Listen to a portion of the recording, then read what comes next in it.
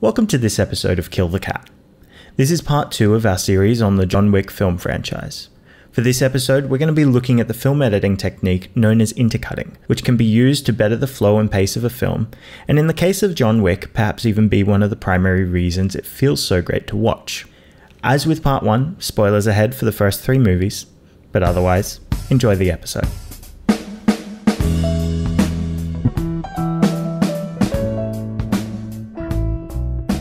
Welcome back to Kill the Cat, and welcome back to John Wick Reloaded.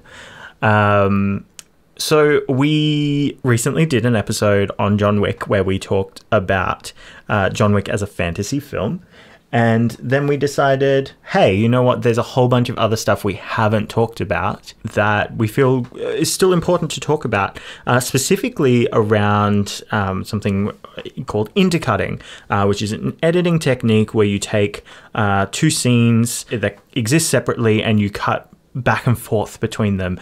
So they may be geographically different scenes, so 2 parallel stories happening at the same time. They may be temporally separated scenes where it's the same place but you're seeing 2 different states of time. So maybe you see someone coming into a crime scene just after a murder's happened, and then you are intercutting that with the murder happening. Reading the script of John Wick, we mentioned in part 1 that it's not the greatest script. There's a few things that they fixed, I believe, in the edit. We'll never know 100%, but some of the techniques kind of reek of, we found this in the edit, we fixed this in the edit. Not reek. They just kind of show signs of things. You can tell. I think once you've edited enough films yourself, you can kind of see that sort of stuff. Yeah. So, shameless plug. So I've been editing a web series called Codependent, which Kat has directed and written alongside Carmen Smith. And we came into a problem in the 4th episode where we had 2 scenes that kind of ran like one after the other, and neither of them was really landing. And so what we ended up doing is actually cutting back and forth between the scenes. And what that did is actually kind of fixed some of the pacing, and suddenly these 2 scenes that weren't working standalone were able to work together. And so I had that in mind when kind of coming to the preparation for the last episode, and that's what kind of led me to go, oh, hey, they've just done this for like a whole lot of the first movie. And we'll talk about what they've done in the second and third movies a little bit as well. The second movie kind of shows signs of needing a bit of it, and the third movie shows signs of them having learned their lesson and kind of actually having done this. Maybe it wasn't intentional. I think some of the characters kind of lean more towards a plot that intercuts, especially with the adjudicator and John Wick kind of interplaying. We go back and forth between them a lot. So anyway, that's a lot from me. Yeah, let's jump into it. All right, intercutting. Intercutting was invented by D.W. Griffith, one of the fathers of cinema. We owe him a lot of our techniques. He was also racist. Do with that what you will. All right, so famous examples of intercutting is very common to do this, say, in a heist scene. We see this all the time in the Ocean's 11 movies, Mission Impossible. They'll cut between the planning stage and the actual mission stage. I think one of the most famous examples of all time is the baptism scene in The Godfather, where you're cutting between the baptism and the murder. And then something like Dunkirk, which is an entire movie doing intercutting the whole time. Yeah, so there's a lot of it in John Wick. And we both kind of agreed that this movie was probably made and found in the edit more so than it was on the page. Which is very common even with great scripts, like American Beauty is a great example of that. And yeah, so we're going to talk a little bit about what intercutting lends to the story and to the characters, but especially to the pacing and to the action. So we'll look at a couple of the actual scenes. So one of the first things that intercutting does is it really can help with pacing. So when you have a situation where you have 2 scenes that aren't working on their own, or maybe they're too short for there to actually be really an arc to the scene, intercutting those 2 scenes, and this is done with the assumption that they are able to be cut together, that there is sort of enough of a relationship between them that works. You can't take 2 random scenes and cut them together and expect them to work. As Matt Mercer would say, you can certainly try. No guarantee it will work. Yeah, so looking at the script for Scorn, original name for John Wick, one of the scenes early in the movie is the scene with Aurelio where Yosef comes in, tries to sell John Wick's car. When we see it in the movie, it cuts between Aurelio interacting with Yosef and then Aurelio telling John Wick the story, and we cut back and forth between those two scenes. In the original script, it first plays Aurelio interacting with Yosef, and then it plays Aurelio acting with John Wick. Neither scene, when you put them by themselves, is really long enough or has enough of an arc to stand alone. The scene with him and Yosef works a little bit better just because there is a bit more conflict. But the scene with him and John Wick is actually only about 6 lines. Yeah, and it's him just telling John what we just saw. Yeah. Which doesn't quite work. It slows down the pacing. Yeah, but instead, you can put them together and cut them together like you do in the movie, and we actually get quite an interesting, well-paced scene where we both see and hear what is happening as it kind of happens. And this kind of moves on to our next point. Well, yeah, it's comparing hero versus villain. Like, you get such a nice dynamic. You are literally seeing John and Yosef side by side. You're seeing how Aurelio deals with each of them. So he deals with Yosef like a spoiled brat who's out of his depth, which he is. And then John, he greets with respect. He pours him a drink. He's kind of afraid of him because he's John Wick. But he's also very friendly and familiar with him. Yeah. That kind of also leads us a little bit into the next one. You often get told show, don't tell. And in this case, it's kind of, porque no les dos, where you can have both. They do this a few times.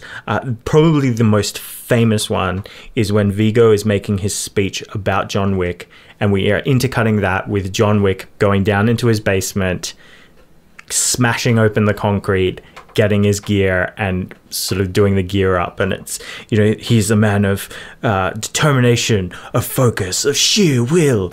And, you know, we're seeing John Wick like smash through the cement, and we're just seeing the fallen angel starting to rise. Literally digging up his past. So Viggo's speech on its own, pretty good, amazing performance, fun to hear. Would be really weird if that was all the scene was. Yeah, and audiences don't always pick up on dialogue as much as we think they might, or even like we think we might. I've learned this the hard way through putting a lot of exposition in dialogue. So this is exposition, but it's marrying it with images of what Viggo is describing, and it just like nails home the myth of John Wick and what is coming. And as we said in our last episode, myth is so important to the John Wick franchise. So wherever you can land that myth, really make that last for the audience. You know, it lasts for us, where we can still quote that, you know, a few years after seeing it for the first time, and it still stands out. Like, you remember that scene of him going through and smashing through the concrete.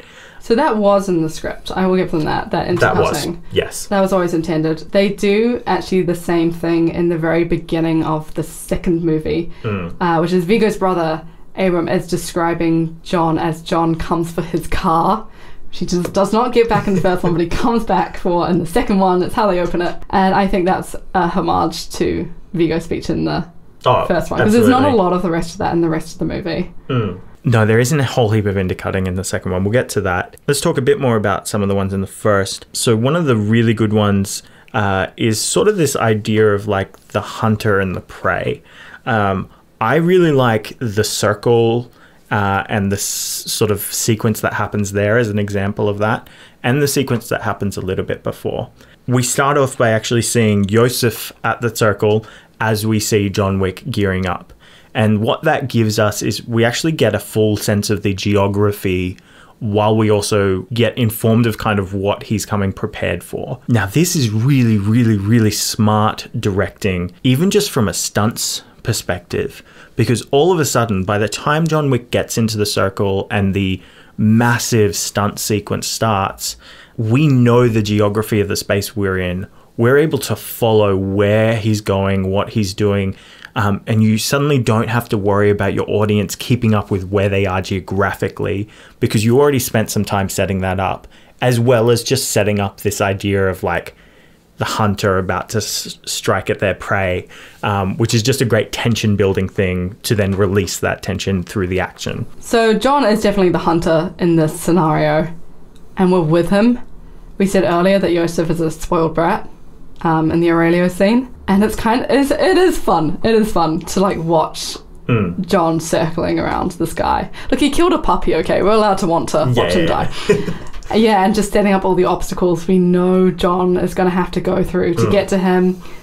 See the guards. He's in like a swimming pool in like a basement style place. Yeah. We know he is on like the bottom level.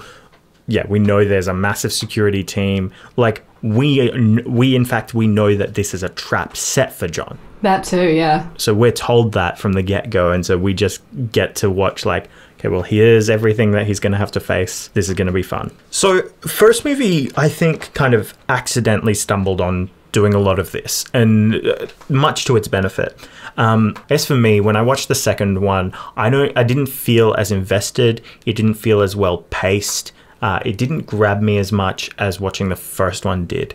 And upon watching it again, I think I realized that a lot of Act 2, where in the first one we were doing heaps of this intercutting, we weren't really doing it. We watch John gear up, then we watch him go into the catacombs, and then we watch him interact with Gianna, and then we watch him escape the catacombs. And the whole movie is paced like this, where just a scene happens, then a scene happens, then a scene happens, then a scene happens. There are a few moments of intercutting, which work quite well. The gear up scene intercuts, I think that's fun. I don't know that's as necessary. There is, later on, there's 3 different fight scenes they combine together. I don't know if that was planned or they found that in the edit, because otherwise it's just him fighting 3 different like assassins. Yeah. But they combine that into one montage, and you get to see him like beat one, then beat the second one, then beat the third one. And that's way more fun and interesting to watch. Yeah, definitely. I don't think, again, coming back to that thing of like, is there enough to make a full arc? If you had just watched one of those fights and then just watched the second one and just watched the third one, you'd be getting these shorter scenes that are really all just the same arc repeated 3 times, and that's not as interesting. But if you bring them together, they become kind of more than the sum of their parts, right? Yeah, definitely. I actually think there's a sort of alternate version where this would have looked more like number 1, would have done a bit more of the hunter and prey thing. And it's worth noting, the third movie did this well, because the adjudicator was able to act as the hunter. And so we got to see John Wick for a little bit, and then we saw the adjudicator for a little bit, and then we came back to John Wick for a little bit, and then the adjudicator for a bit. And so it actually paced out this movie where we were seeing these 2 parallel storylines. We never had to get kind of sick of John Wick doing everything and then see a whole lot of adjudicator. This gives you a breather. We were talking about Tenet before this started, and I often got lost because you're just following the one character and there's so much plot going on. But this was kind of a nice break, so you don't have to constantly focus on like, what is John doing in Morocco, and who's Sophia, and who's the marker. It takes you back to characters you know, commenting on scenes from earlier movies, and it kind of gives your brain just a little bit of a break. So when we go back to John and it's more like exposition and new characters and a new country, we're there for it and we're like ready. So, and that's kind of the opposite of the like scenes that are too small and don't work on their...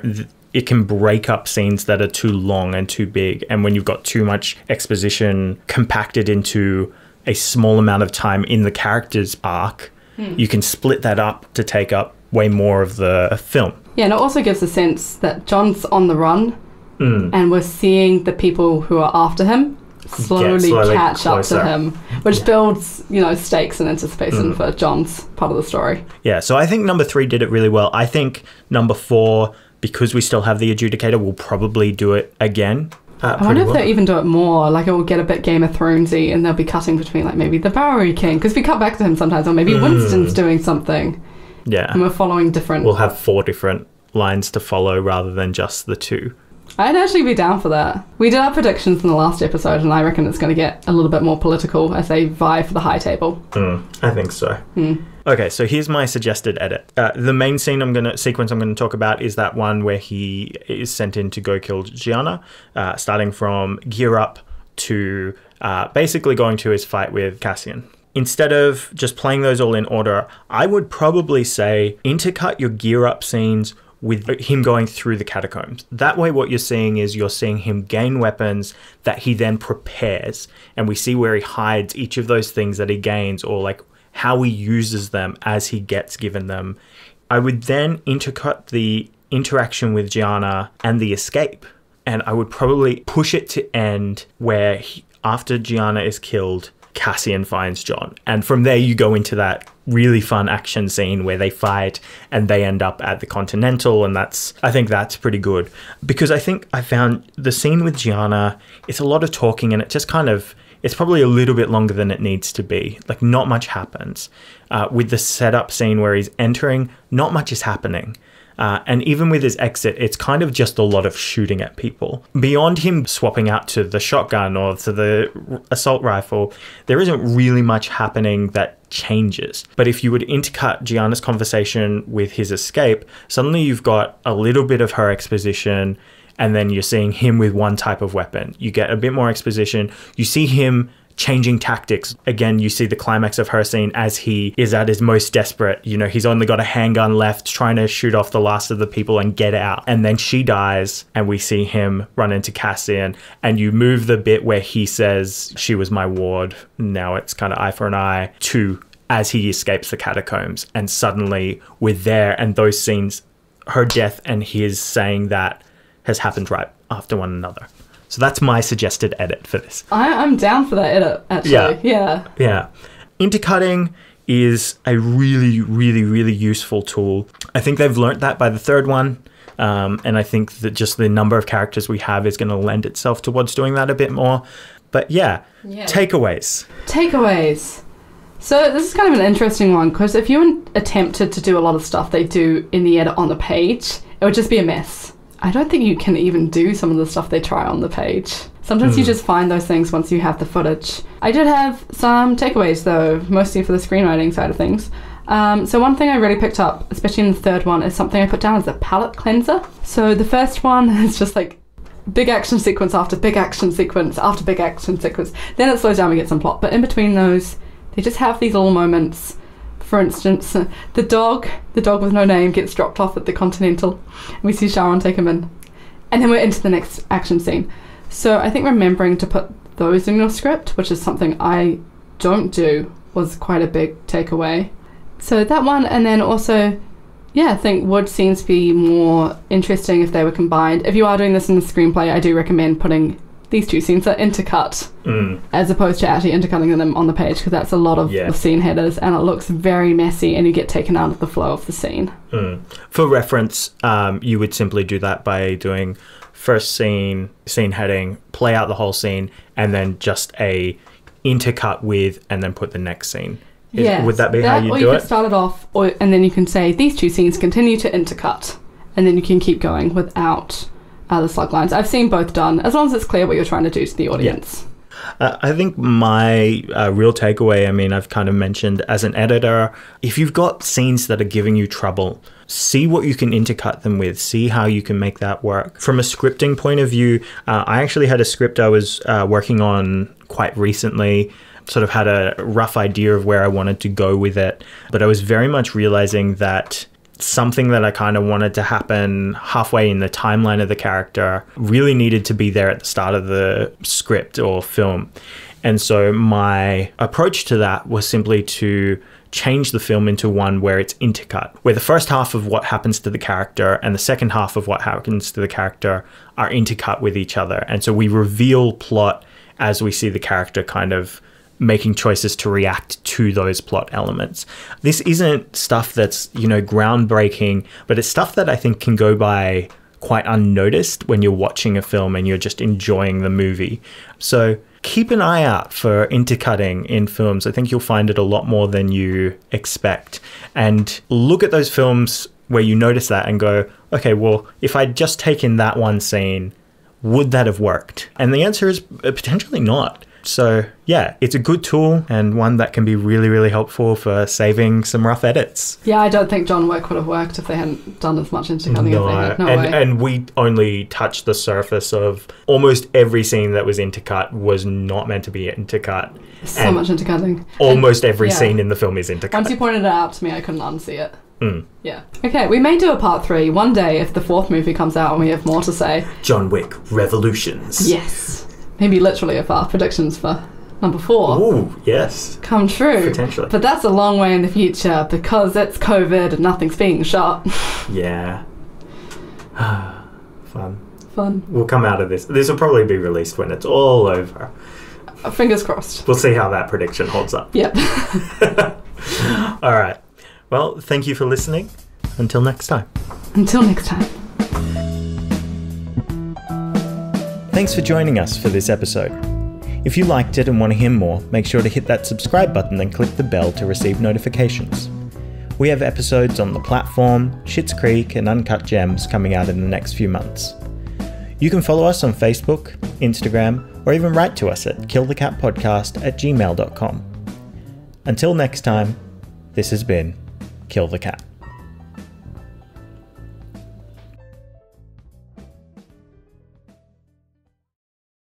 Yeah, because the Wachowski sisters totally listened to it. That's not them, that's the Matrix. Take that out. Don't use that as the outro.